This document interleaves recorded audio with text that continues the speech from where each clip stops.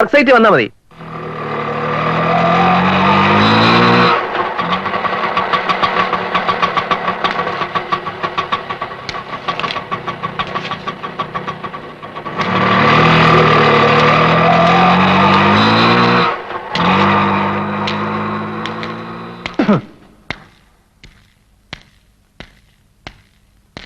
കണ്ടേക്കേ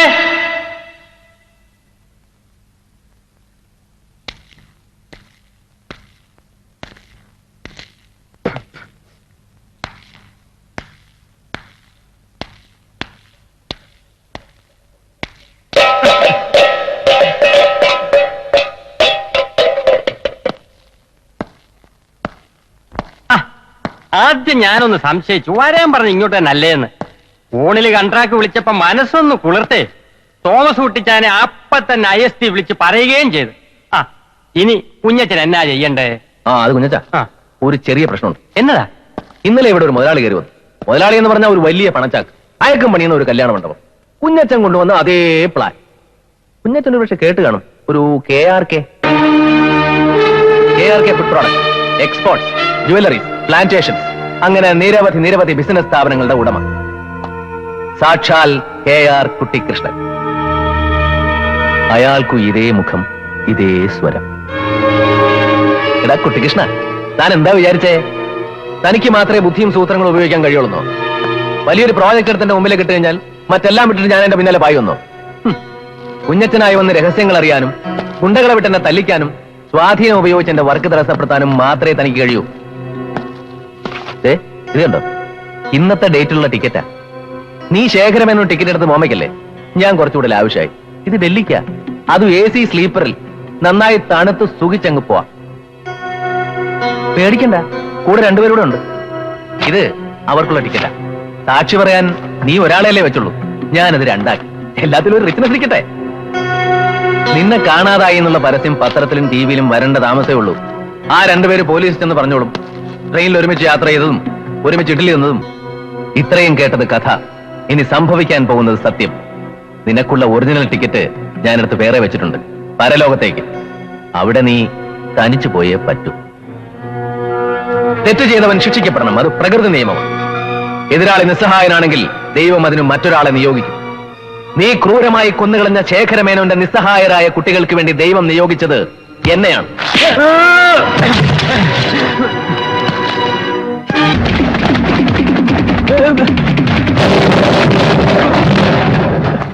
circle inspector Sachidanandan.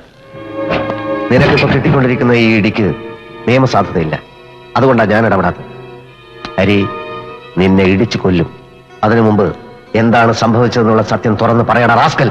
പറടാ, എങ്ങനെ, എവിടെ വെച്ച് നീ ശേഖരം എന്നെ കൊന്നു?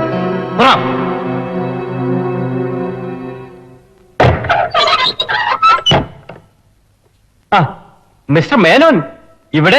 വീട്ടിൽ പോയിരുന്നു, ഓഫീസിലും ക്ലബിലും ഒന്നും കണ്ടില്ല. അപ്പൊ ഇവിടെ ഉണ്ടെന്നറിഞ്ഞു. ഇവിടുന്ന് ഞാൻ ഇറങ്ങാൻ തുടങ്ങായിരുന്നു കുന്നത്തൂരിലെ റബ്ബർ ഫാക്ടറിയിലേക്ക്.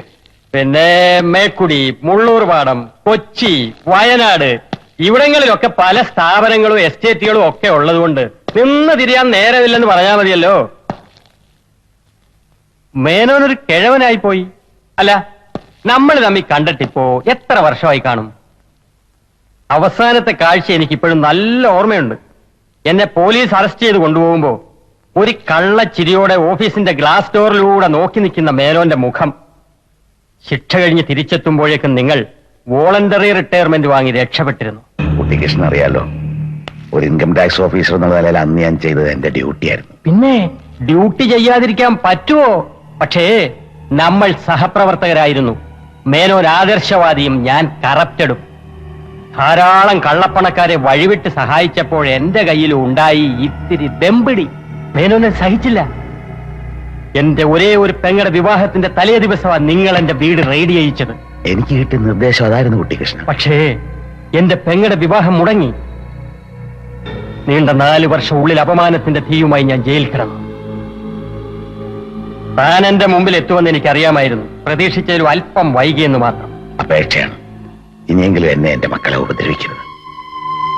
എന്റെ മകളുടെ കല്യാണം മുടങ്ങിപ്പോകുന്നതിന്റെ പിന്നില് കുട്ടിക്കൃഷ്ണന്റെ പകയുണ്ടെന്ന് ആദ്യമൊന്നും ഞാൻ മനസ്സിലാക്കിയില്ല. ഇപ്പൊ മനസ്സിലാക്കിയല്ലോ. എടോ മേന്നെ, ഒരു മനുഷ്യന്റെ വളർച്ചയിൽ അവന്റെ ശത്രുവിന് വലിയ ഒരു പങ്കുണ്ട്. ശത്രുക്കളെ വേദനിപ്പിക്കുന്നതിലൂടെയാണ് ഇന്ന് എന്റെ നിലനിൽപ്പ്. ചിലർക്ക് ക്രിക്കറ്റ്, ചിലർക്ക് ഫുട്ബോൾ, മറ്റു ചിലർക്ക് സിനിമ എന്നൊക്കെ പറയുന്നത് പോലെ എനിക്കിപ്പോഴുള്ള ഹോബികളിൽ ഒന്നാ തന്നോടുള്ള പക. പ്ലീസ് കൃഷ്ണൻ, ഒരു രീതിയിൽ ഞാൻ നിങ്ങൾക്ക് ഇപ്പൊ എതിരാളിയല്ല. ദയവേത് ഒന്നും അറിയാത്ത എന്റെ മക്കളെ കണ്ണീര് കുടിപ്പിക്കരുത്. മക്കള് കണ്ണീര് കുടിച്ചാലേ തന്റെ നാശം പൂർണ്ണമാകൂ.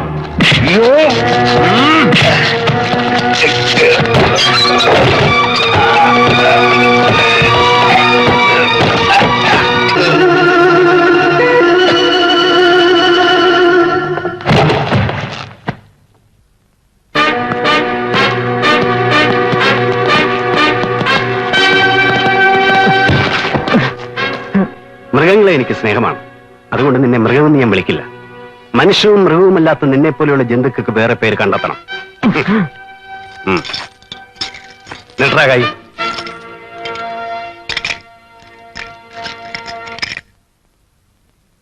സത്യത്തിൽ എല്ലാം ഒരു നിയോഗം തന്നെ. ഞാൻ സസ്പെൻഷനിലാവുക, ഹരി എന്നെ കാണാൻ വരിക. എന്തായാലും കുറെ പേരുടെ വീർപ്പുമുട്ടലിനൊരു അവസാനം ഉണ്ടാക്കാനെങ്കിലും കഴിഞ്ഞല്ലോ. എല്ലാത്തിന്റെ ഒടുവിൽ ഒരു വേദന സ്ഥിരീകരിക്കപ്പെടുക മാത്രമല്ലേ ചെയ്തുള്ളൂ. അതെ, അതാണ് സങ്കടം. ഞാൻ പോവാണ് ഹരി.